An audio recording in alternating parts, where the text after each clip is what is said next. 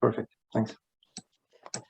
So for my first question today, for each of you ladies, can you tell us how you started your venture in the tech world? I want to just point out one thing, Mishallah. So I remember when we first started working together within the entrepreneurship scene, you actually pivoted from a very different idea, not in the tech scene. So if you don't mind going first with this story, I think that's very interesting how you pivoted your idea to DIM eventually. Okay, you like cornered me here. Okay, so first I'm an architect and I've worked in construction for 16 years. So I come from from the world that there was no internet, and then I experienced the internet, and I used to call it internet, the technology. So I wanted to do something that connects me to the world from where I am in Lebanon. And I started with like a fashion idea, fashion rental. And this is how I joined Smart ESA. But then when I knew like Smart ESA was very like they gave me strong basics, and when I knew what technology does and what is startup and the ecosystem, it was so obvious to me that I have to use my experience and the problems that I was facing in construction to try to find a solution in technology where manually and humanly it was impossible to solve them. And when I pivoted, it was in the middle of the program of Smart ESA, and really Smart ESA team and Jihad, they really believed in me. Otherwise, they were like eligible to kick me out of the program. So thank you, Mishallah. So Nasreen, I know also you come from an engineering background. Is this how it came to you, or was it through another reason that you decided to start IO3? No, basically, ever since I was a little kid, I was I always liked to create things that would always fulfill the little engineer in me. And I always had a passion for tech. So I was a strong believer that tech can be used for the right reason, and that if properly deployed, it can solve multiple problems facing several industries. And persevering the pain in the agriculture sector, so I decided to take the challenge, and those words are how Lebanese women can create positive impact using technology. So I went through IO3, and we invented a new device using cutting-edge wireless hardware and novel high-end machine learning algorithm to predict the trend and revive the agriculture sector and making farmers' life easier. Honestly, what I love about you three, that each of you have the background and the startups that you're working with now. So it's also the same for Joanne. So I know, Joanne, that you came from a biochemistry background. So how exactly did you decide to get into this, into the world of entrepreneurship, by fusing biochemistry in it as well? Good evening, everyone. So yes, as you said, Tana, I had a PhD in biochemistry before going directly after my PhD towards entrepreneurship. And in my case, I was already in France when I went through this pivot, and it was specifically through an entrepreneurship program. So while finishing my PhD, I was quite tempted to go towards an alternative career. I had done a lot of research in fundamental sciences, but I was more attracted to applied sciences, to how we can use our knowledge to create something and have an impact in the world. And that's how I joined a program called Entrepreneur First. And this program allowed me to meet my co-founder, Anna, who already was working on a technology that became the heart of the work we do at Omini. And so in a few words, in Omini, we're currently developing a new generation of portable blood testing devices. And the goal for these devices is to put them at the home of the patient so that he can test several blood biomarkers that would allow us to understand how he was doing in terms of his health, and to transfer these data to his treating doctor. And so the way, I would say the lucky part was that by associating with Anna, we were bringing two technological bricks into one technology. She was bringing the sensor technology, with her expertise, and I was bringing the biology and biochemistry part that was needed for the device. But progressively, I twisted towards more of a strategical role in the company. And so the part I had to learn was the business part, how to choose what we want to do, what market to address, etc., with the initial biochemistry background I had. Yeah. Thank you. So my next question is specifically what pushed you to enter the tech industry? And I'm directing this to Joanne more because like within the biochemistry field, I feel like you could go for more of a systematic role, like whether it's your profession or lifestyle. So what really gave you that push to enter the tech industry specifically? Was it through acceleration programs? Was it through the crowd that you were surrounded with? What was it exactly? It was a combination of both. Already the entrepreneurship program I joined was very focused on deep tech and how we could use our scientific knowledge to develop a very technical product and address what they call hair on fire problems. So how can we use technology to address large scale problems? In our case, it was the healthcare field.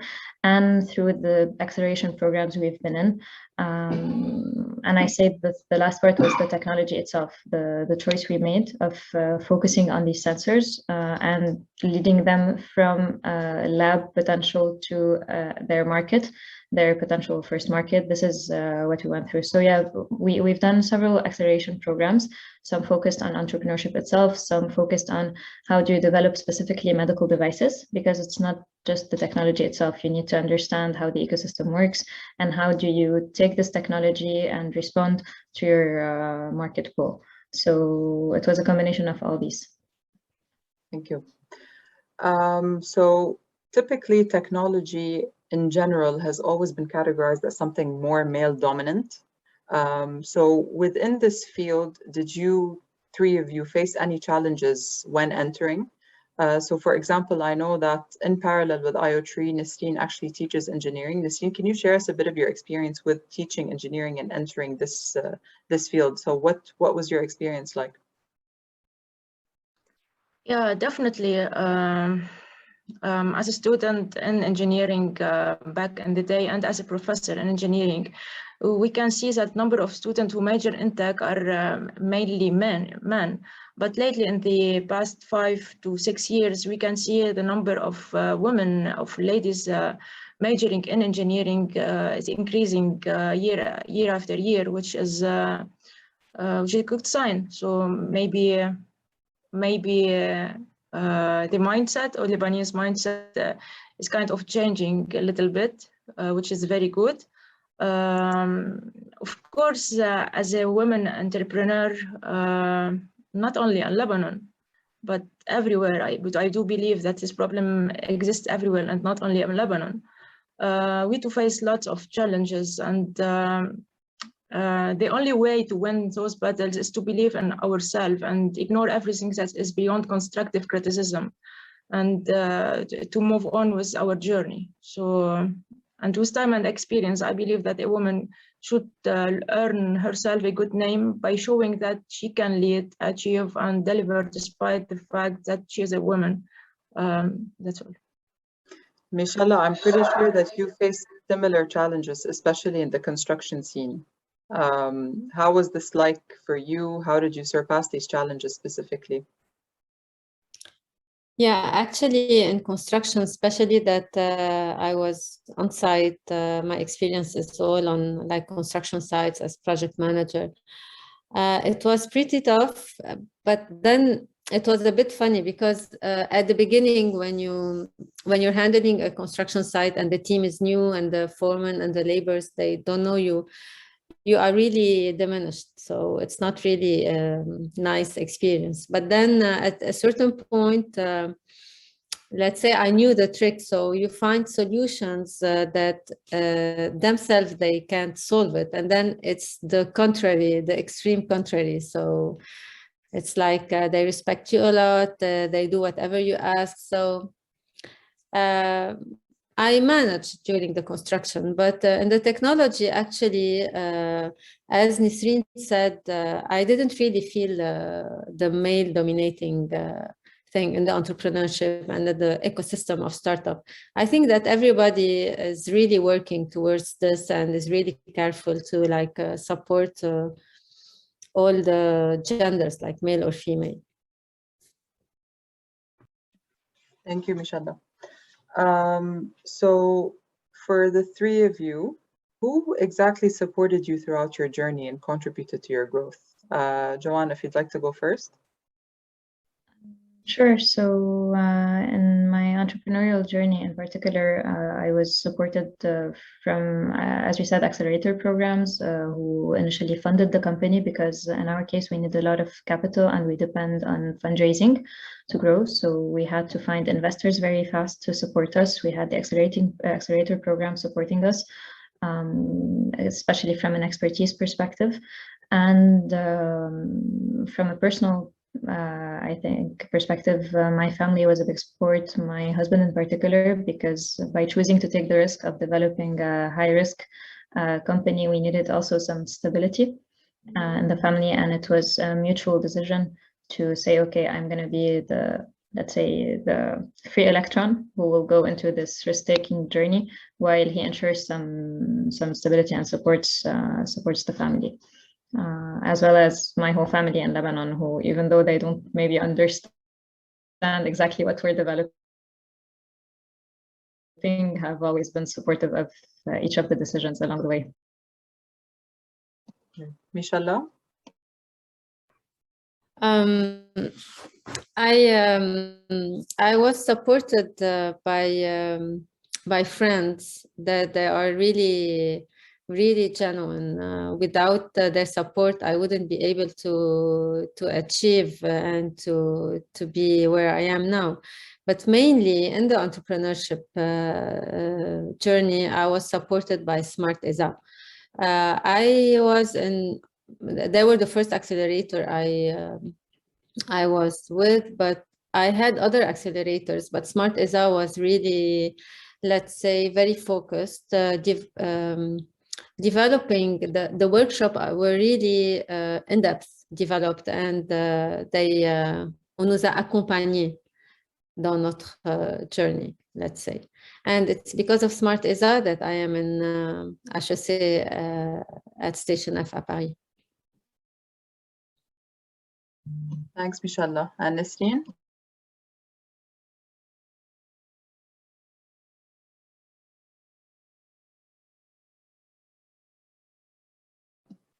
Nesrine? Yes, my little daughter supported me the most in my personal journey. Then, of course, we have my family, my co-founder, CTO, and of course, the Lebanese accelerator programs supported us in transferring our prototype into a real product and entering the market. And Nesrine, and you went through acceleration programs with Berytech, right? Yeah, I started with Berytech, then I moved to Flat 6 Labs, Bloom, multiple accelerators. Okay, so those different experiences are what helped you, the different accelerators. Yeah. In addition to, we went through an accelerator in Lithuania to study the Lebanese mindset, and several European accelerators as well. Thank you, Nesrine. So what would you define as your key achievement as of today? Nesrine, if you'd like to go first. Yeah, so mostly it's impressive when we win several international awards and prizes, but for me, my key achievement was creating significant positive impacts and helping farmers during this time in Lebanon to reduce their expenses like fuel, water, by remotely monitoring their farms, and helping them, of course, increase their revenues by increasing the production and improving the quality of the harvest. And now I'm very, very happy to see many farmers are able to export their yields and open to new markets. So that's my main key achievement. Nesrine, did you feel it was difficult to integrate something like this with the farmers specifically? Can you just tell me a bit about your experience with introducing them to IoT? Yes, we have two types of farmers. Farmers with very old mindset, which they don't like technologies, they don't believe in technology, etc. And we have another mindset, which is a mindset that many agribusinesses are investing in Lebanon lately, which welcome technology and want to integrate technology in their farms because they believe that using technology, they can increase the production and improve the quality of the harvest. Yet they can profit more and more and more. So we have two different mindsets. What I am doing at IO3, that I don't target, simply I don't target the old mindset. We are targeting right now the niche market, which are the tech-savvy people who want to change, and with time we'll be able to play with the old mindset. And now due to COVID-19, they are finding how crucial it is to include technology in the farm, because they were not able to go to the farm, and now due to the fuel crisis, they prefer to remotely manage their farm instead of going and increasing their expenses. So with time, it's becoming for us easier. Yeah, honestly, because we see how the different challenges, a lot of people are learning how to go around them. So I think your startup, specifically IO3, it became one of the biggest examples how you kept finding solutions and how even when I think I felt like solutions would just fall onto your lap, if I can say. So it's just things how they happened. So Joanne, what would you define as your key achievement as of today? I would say surviving 3 years, especially from a fundraising perspective. We've raised more than 2 million euros in the past 3 years, and we're going for a bigger one next year. So it was very challenging because fundraising is unfortunately a bit male dominated from a venture capital perspective. And we are 2 women founders coming from scientific backgrounds with no business backgrounds. So this, I think, for us was a very big achievement. Joanne, so where are you based now at the moment? We are based in France, specifically in Paris. I moved here for my studies, and I stayed here when I started Omini. So, yeah. So your fundraising experience, usually where exactly were you targeting, like which markets? Especially in Europe, we started with venture capital, and then when we realized we weren't ready yet for the big funds, we went for a business angel round, which are like individuals who want to invest a bit of money each. So we had to bring in a lot of people to our capital so that we could raise enough money for our milestone. And have you ever tried having talks with any business angels from based in Lebanon? Do you have any experience in that?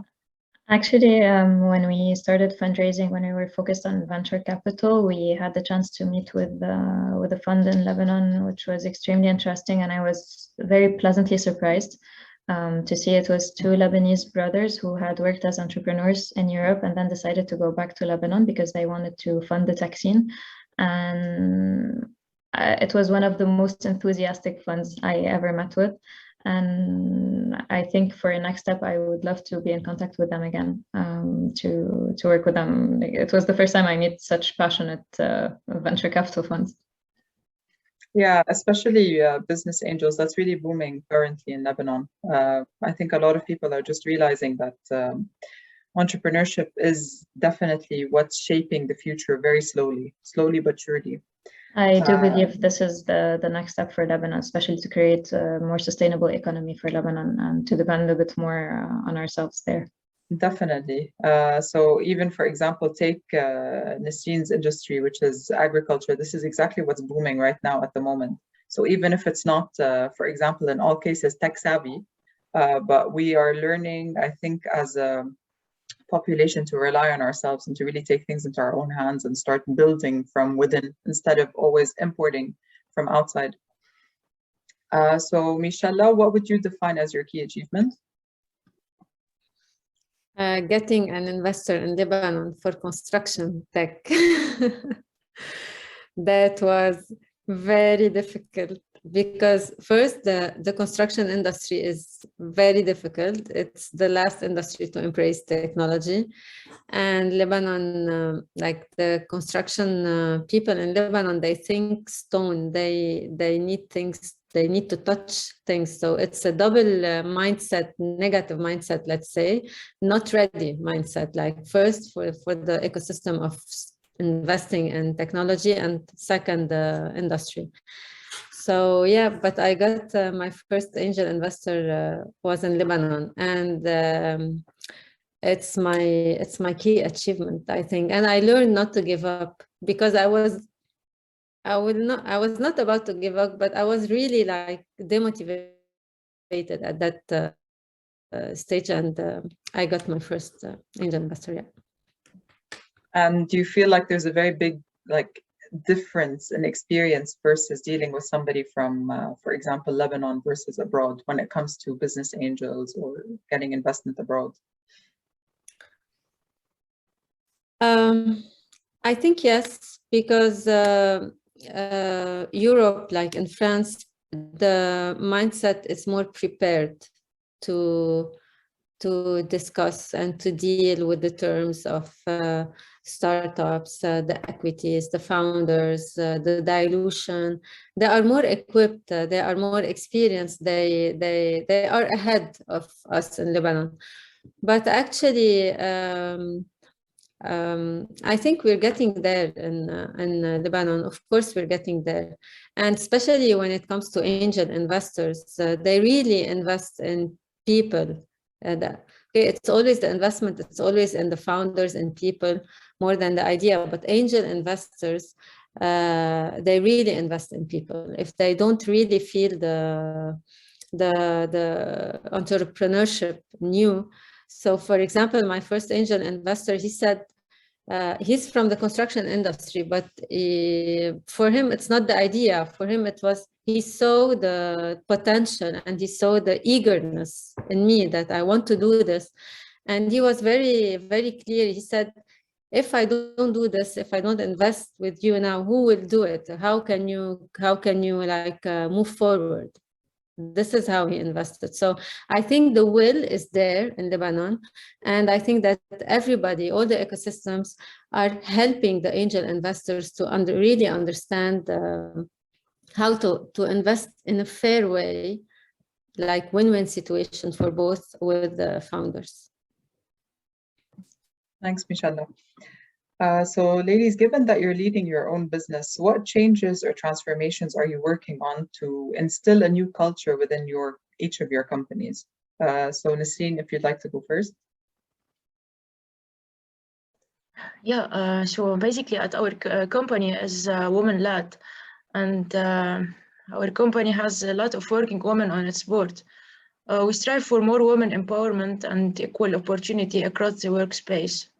And we also are a firm believer of having everyone's voice heard, and the openness to constructive criticism as well. Thanks, Nasreen.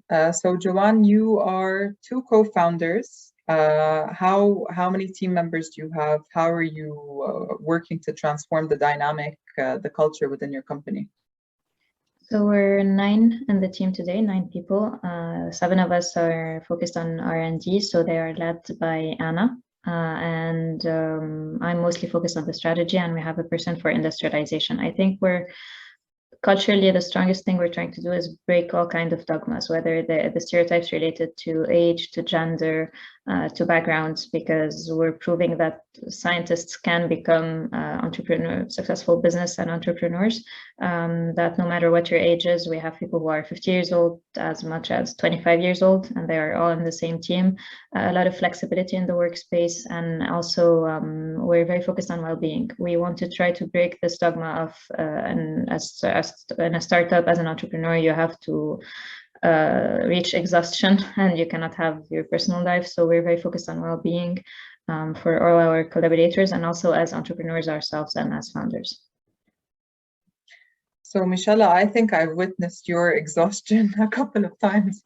Can you tell me about the culture within DIM, actually? Yes. Actually, there are two main verticals of culture that are within them and within them team. The first one and the non-negotiable one is discipline. Discipline in terms of we are used to in the Middle East and mainly also in Europe, but more in the Middle East, that let's say the leader or the cadre, he thinks strategically and then he takes decisions and then he delegates and then he follows up the delegation and then he makes sure that it's being executed and then he calls and then everything. This is not discipline. Discipline is that the leader has its own responsibility and the mid-senior and the senior and the junior, everyone in the company has its own responsibility, and the responsibilities are really as important as the leader and as the employee. So this is where, so whenever the leader decides on like objective and delegates, I don't want to think that, I don't want to question if this decision is being executed or not. This is the first vertical. The second vertical comes from within the first one, is everyone is entrepreneur within the startup. Otherwise, it's really difficult to succeed. Everyone is entrepreneur. Everyone is responsible of their own work and takes initiatives and like express themselves and opinion, and this is it. Thank you, Michelle. So this question, I'd like to start off with Joanne. So where do you see the tech industry heading and how is your company contributing to that? Honestly, when I started hearing about Omni more, I started laughing a bit because it's like you sort of saw the self-PCR tests coming and you basically, obviously it's not the same, but it's also bringing it home with you. So where do you see the tech industry heading specifically within the healthcare sector? So within the healthcare sector, we're headed towards decentralization of healthcare and personalized medicine, what we call P4. So precision, personal, and there are two other Ps, meaning taking things out of the hospital and more towards the patient, and also focusing on each patient as an individual rather than treating everyone the same. So we used to give the same treatment for everyone without taking into account the differences from one person to the other. This is what we're trying to move across by creating more personalized treatments and more personalized follow-ups and decentralization, because even though COVID showed that we needed to do testing outside hospitals, outside the labs, it was already something that had started, where because of the saturation of hospitals, because of the saturation of the healthcare system, we needed to start breaking it down and bringing things closer to the patient. And we're headed that way. It was just boosted and accelerated by COVID. Yeah. Do you worry about like human error from people that are not medical professionals, like for solutions like this, like for example, even the PCR or any other healthcare solution that you can bring home? Do you worry about this? How do you think that eventually the other entrepreneurs within the industry can deal with this? I think there's a lot of education to be done, and also a lot of involvement of healthcare professionals. Many people think that by decentralizing, we're trying to remove healthcare professionals. It's not the case. We're just adding an extra brick to make things smoother. So it's a lot of education, a lot of responsibility to be taken from the healthcare professional, from the company, and from the patient himself. And yeah, awareness, reporting. We cannot isolate things. We cannot think that the patient should be empowered on his own, or the whole ecosystem should be there to help him better use these tools. But of course, we should be afraid of the human error, especially that most diseases we're going to address are related to aging populations and people who might not have the needed skill set to operate on their own. Definitely. Thanks, Joanne. So Nasreen, what about, for example, the agri-tech industry? Where do you think that's heading? What trends are you seeing recently? So basically, I see that we are on the edge of an exciting leap in innovation that's changing every fabric in our society, including agriculture. So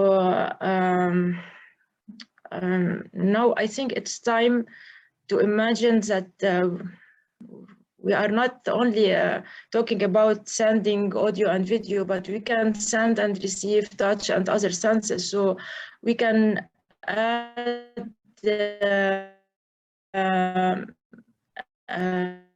very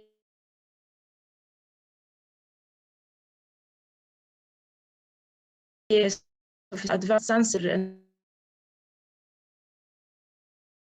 the field. We can control the working on it. So I visited many labs in Netherlands, and technology and is very, very, very booming.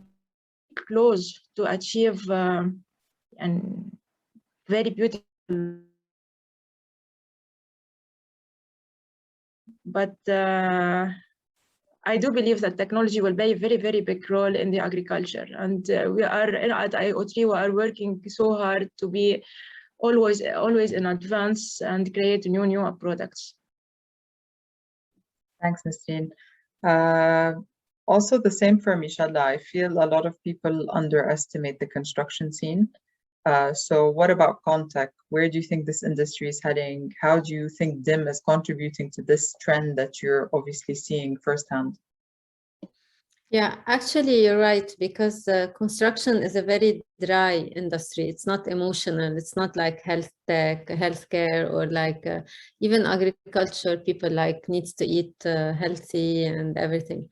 But in fact, the construction contributes like 13% of the GDP worldwide. And there is a saying in France, like, si le bâtiment va, tout va, which means if the construction is not going well, everybody's not going well, because it really helps all the categories of people to work. So the masonry, the paint, the fabric, everybody. And everybody, when they work, they can go to the shopping, they can bring their food, they can put their kids in the hospital and the universities. So it's the hub of the economy, the construction. And actually, if construction is not going and it does not embrace technology, it will be like left behind. So I believe that we're contributing a lot in terms of saving money and time for every contractor. And I believe that the awareness of going into digitizing the construction is like is booming now within this industry. Thanks, Mishala. So Mishala, what skills do future leaders need? So given the global shifts. What skills? All the skills. I can say that I've always gave this example. So whenever, let's say you're jumping from 30th floor 30, and you have like a filet.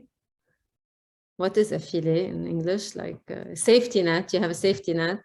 So you'll do everything to fly, but then if you fall, you know that you're not going to die. But if you jump and you know that there's no safety net, you will really do everything to fly. Otherwise, you will die. Everything.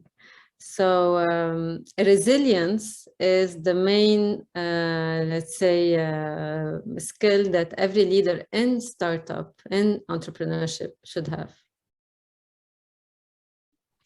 Joanne, so do you agree with the jumping from the 30th floor? Yeah, they always say you build your airplane or your parachute while you're jumping when you're an entrepreneur. I would add to that agility, especially in our current times. Technology is moving so fast and transforming. So we need to be able to integrate the transformation and all the innovation that is headed our way into our business models, into the disruption we're doing. I think this will be key for any future leader, and maybe measured risk taking, because what's very tricky in entrepreneurship is that on one hand you need to be a risk taker, but on the other you need to assess your opportunities very well. So I think being able to do this kind of measured risk taking is very important too. And Nasreen, would you like to add to any of this? Maybe I can add flexibility, accountability, because future leaders need to be open to new ideas, and a rigid mindset in our world will not last very long. I definitely agree with that. So this question is basically more for Michelle and Nasreen. Also, I'd like to hear Joanne's opinion, but can Michelle and Nasreen, can you both tell us about your experience of hiring in Lebanon and why you're still choosing to do so? So Nasreen, if you'd like to go first. Yes, because we want to contribute and help Lebanon, first of all, and then we believe that we Lebanese people are special in a way. We know how persistent we are. We know how hard worker we are. Wherever we go, whatever we do. And I would love to add, I think it's also because that our Lebanese educational sector is in that one of the most successful sectors in Lebanon. So basically, fresh graduates are having a good background in universities, and it's very easy for us later on at the workspace to enhance their skills and the process. And Michelle, I know that your CTO is actually Lebanese. I'm not sure if you've hired more people from Lebanon, what's happening with you, the hiring process now. Yes, actually, we already have a developer, and now we're hiring two, one senior and one mid-senior. And also we have a commercial with us. They are all Lebanese for mainly three reasons. The first one is that I'm Lebanese. I love Lebanon. I never wanted to leave Lebanon, but I was forced to.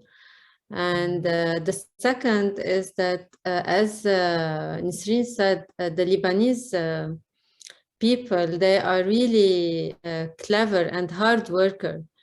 If they want to work, they work very hard, and they are result oriented. When you find really an intelligent person, employee, you're very, very lucky, because he will be very result oriented, takes initiatives. And the third reason is, why not? If not us, who's going to do it? So why not? Why? The question is not really to be asked. Like every Lebanese should contribute.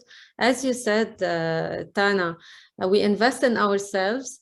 We grow our personal economical situation. And this is how we can sustain, and this is how Lebanese can grow. Definitely. Joanne, do you have experience with hiring people locally from Lebanon? And why did you choose to do it? Why you haven't? I'm not sure about your team.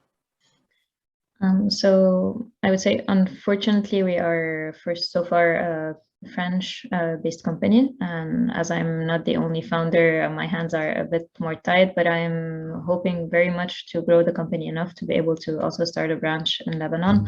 I would hire Lebanese with my eyes closed. I mean, I don't think you can find anyone more performance, result-oriented, and polyvalent as a Lebanese person. I know my co-founder would be willing to take anyone who's like this, because she worked with a Lebanese person and she knows how we deliver. So I'm really hoping that in the very near future, we would be able to grow there, whether from a technological development perspective and from a commercial perspective, I would say. Thank you. So ladies, given the current context within Lebanon, so for example, Michelle, what challenges did you face? Number one, and two, how did you surpass them? In terms of what? Of hiring or overall? In terms of overall, so before you actually went to Station F. In Lebanon? Yes.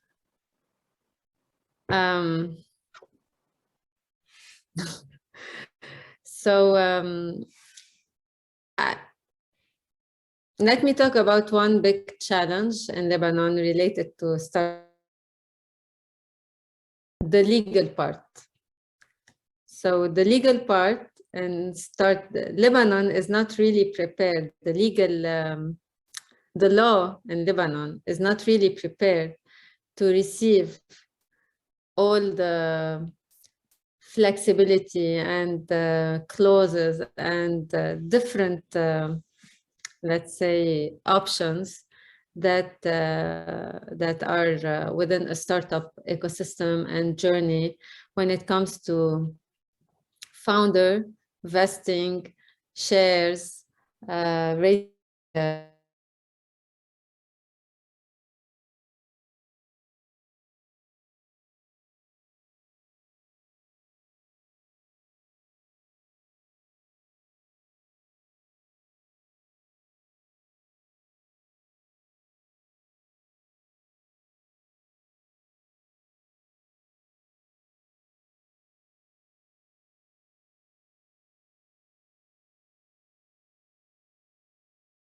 Hi. Sorry, Michelle. Okay. So you were talking about the legal framework, how you felt like it wasn't ready at the time. If you can continue, sorry. Yes, it wasn't ready, and we always had to go around some of the law in order to adapt to the startup needs and toutes les juridictions et tout ça. And I was saying that I know that a new, an updated version of it is called SALT in law was submitted to the ministry, and I hope it's going to see the light one day. And how did you surpass these things when you were still based here in Lebanon? So what were you doing to really get past the shortcoming? I had a very good lawyer, and all about negotiation and compromises between me, the angel investor, and my co-founder. And when I went to France, I kept the Lebanese company, and you know the story. So I didn't let go of the Lebanese company, and it became une filiale de la compagnie française. It's by having we have great lawyers in Lebanon, by the way. Great lawyers. I don't want to say greater than any other country, but really, I can say it easily. Great lawyer. They are by far very great lawyers in Lebanon. I also hope that whenever I'll raise money from Europe, look, I had my first pre-seed round, but even in the US, when I raise money there, I will take my lawyer with me, the Lebanese one.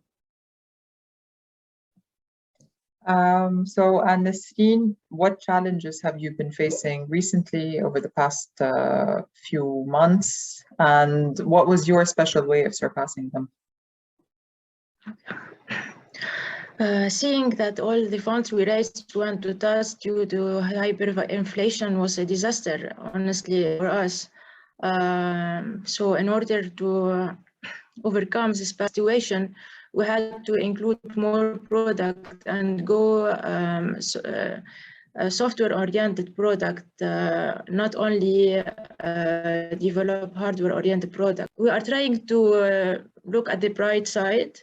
If we didn't have this hyperinflation problem in Lebanon, we didn't come up with our software-oriented product. And you know that having a software startup is easier for us to integrate new markets, and it's easier.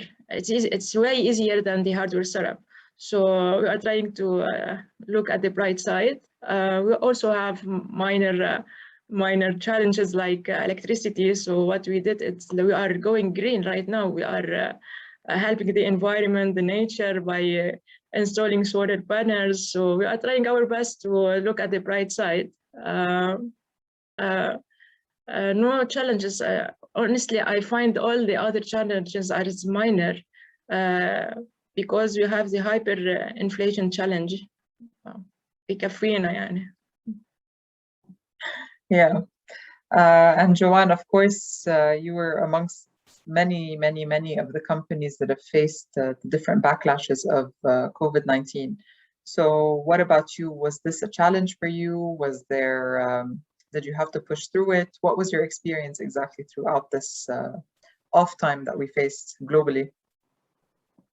For us, it was mostly the fundraising because there was kind of a freeze. There was no meetings with investors, so we had to do everything virtually.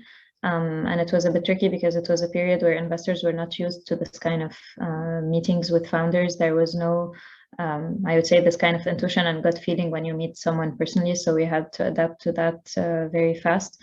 In our case, in healthcare, COVID was positive in a sense where it pushed certain things. It accelerated our industry and it put it back in perspective. But yeah, from a fundraising perspective, we had to be quite creative to get in touch with investors and to overcome this kind of freeze in investment that happened during the COVID period. Exactly. So it just started feeling like there was no face-to-face contact anymore. It was not, it wasn't emotional anymore. Hopefully, I'm pretty sure we're getting out of this hopefully soon. So ladies, a final question from my end before we start taking the Q&A. For each of you, what advice could you give to aspiring tech entrepreneurs? Nasreen, if you'd like to go first.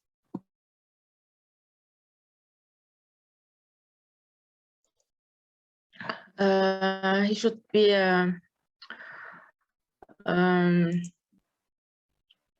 Lebanese.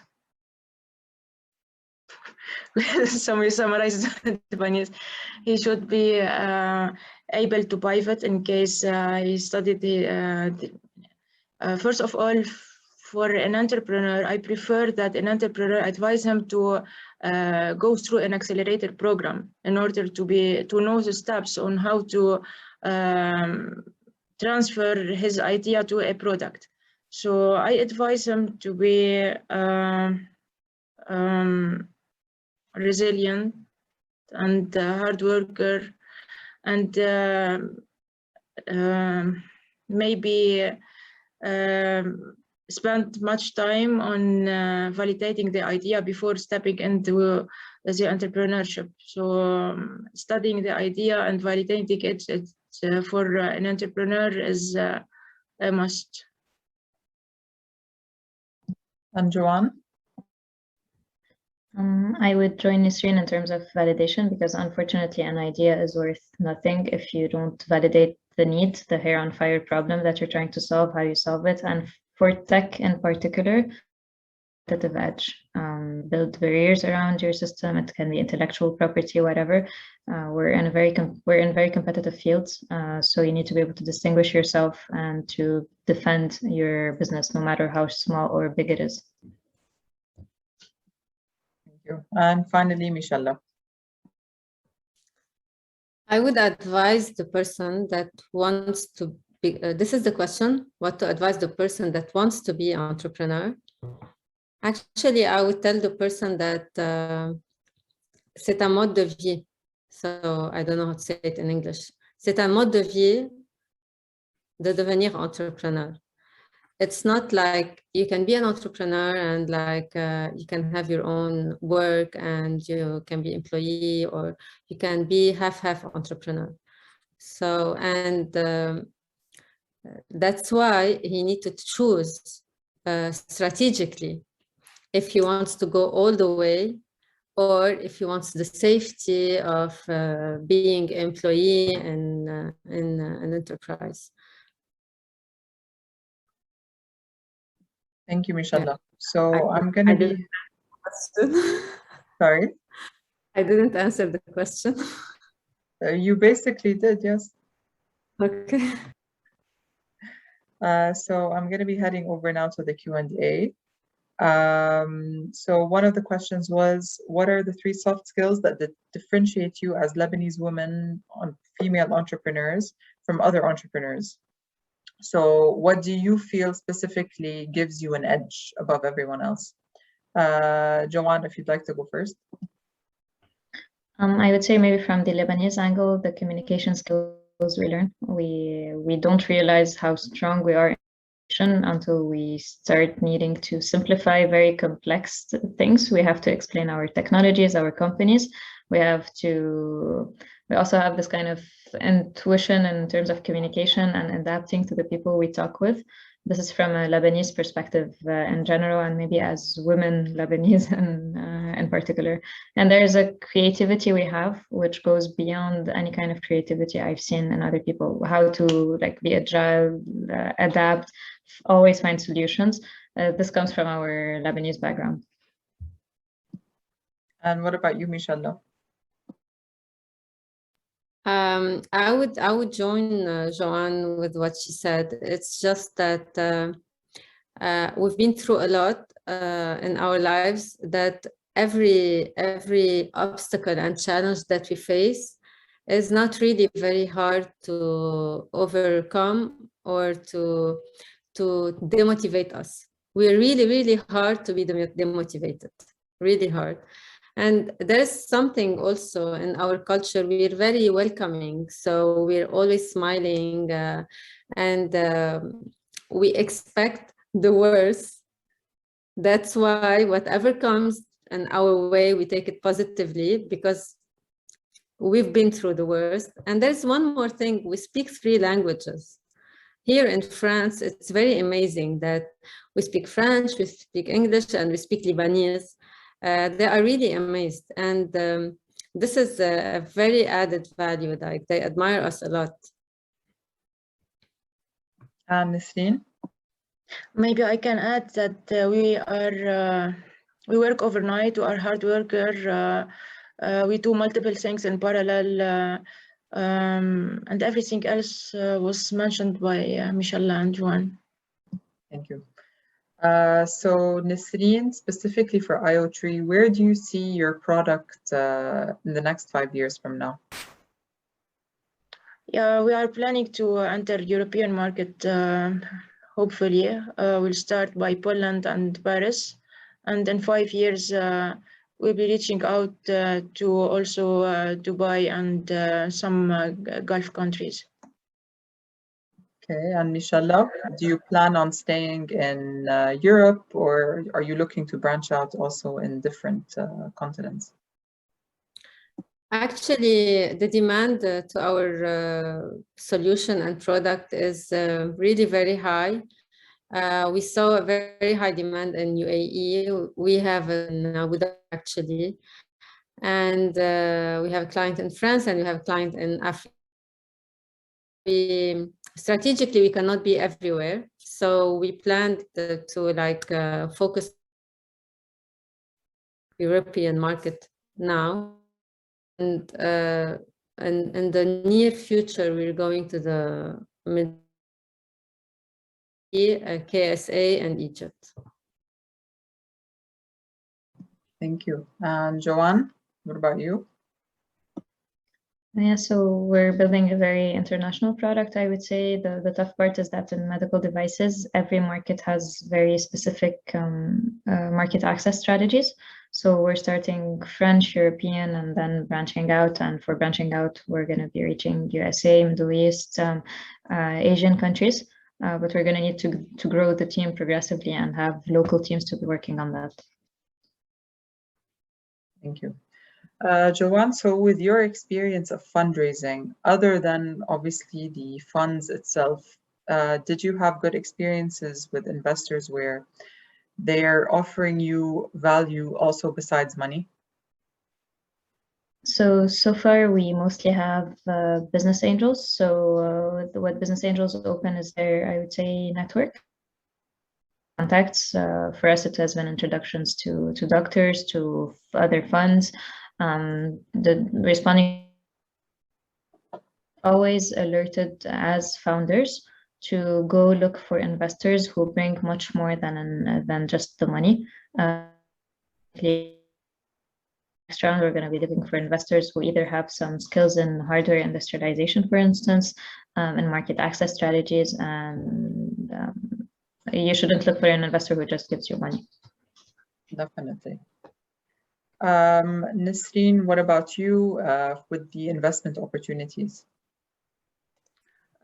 Not really. We didn't have any investor with agricultural background, but we have a lot of experts as advisors, and we may sign a partnership with a partner who is an expert in agriculture, which we believe he will be able to connect us with more and more clients in Arab countries.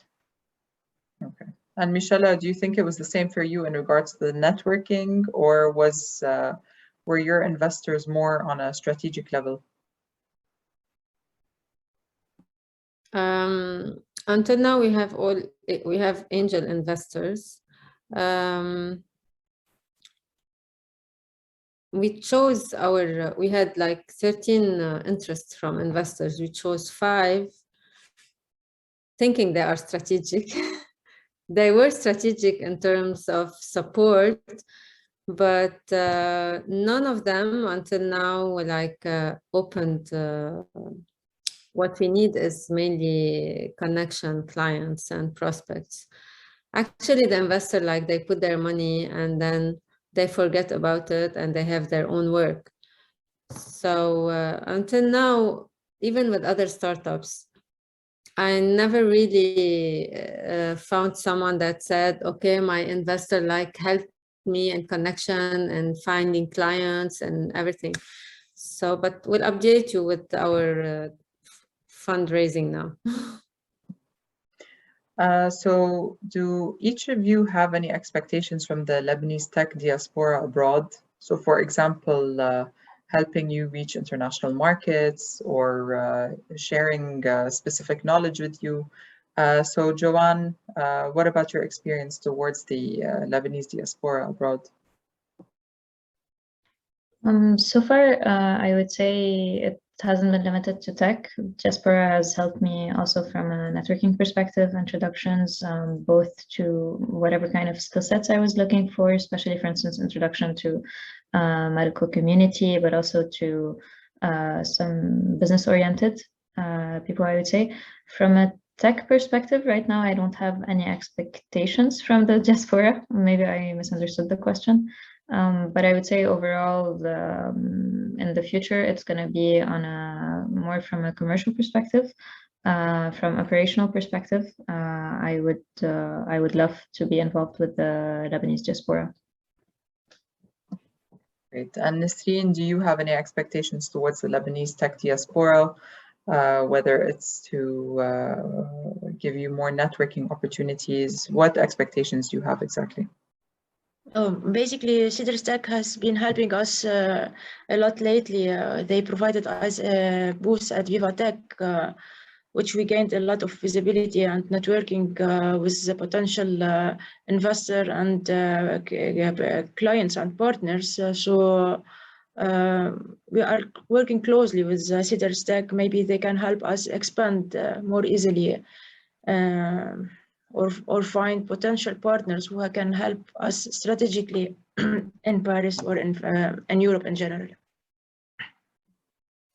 And Michela?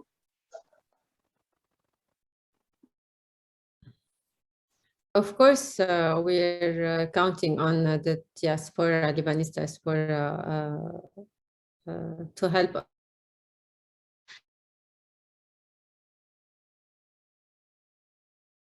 potential success for us, every introduction, of course. And there is lots of diaspora, especially here in France. So, of course. Great. So these are all the questions in the chat. So if nobody has any more questions, whether it's the speakers or anybody else in the chat, I'd like to thank each of you for joining. So everybody watching and also definitely the speakers. I know you guys have very busy schedules, but thank you very much for also sharing your journey with each of us. It was very entertaining for me and also I'm sure for the viewers as well.